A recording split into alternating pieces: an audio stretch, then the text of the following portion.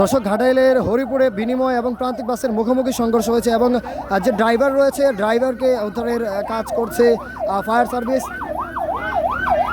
এখন কিন্তু ওই যে ফায়ার সার্ভিসের যে অ্যাম্বুলেন্স রয়েছে এই অ্যাম্বুলেন্সের মাধ্যমে কিন্তু প্রাথমিকভাবে ঘাটাইল সরকারি হসপিটালে নিয়ে যাওয়া হবে। আপনারা কিন্তু দেখতে পাচ্ছেন যে ড্রাইভার রয়েছে তাকে ধরে ধরে নামাচ্ছে।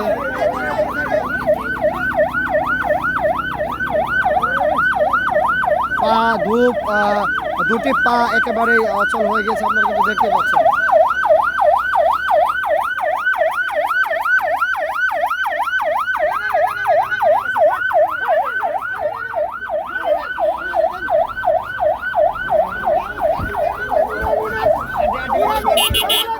প্রান্তিক বাসের যে ড্রাইভার রয়েছে তার পা একেবারে দুটোই ভেঙে মোচড়ে গিয়েছে, আপনারা কিন্তু দেখতে পাচ্ছেন।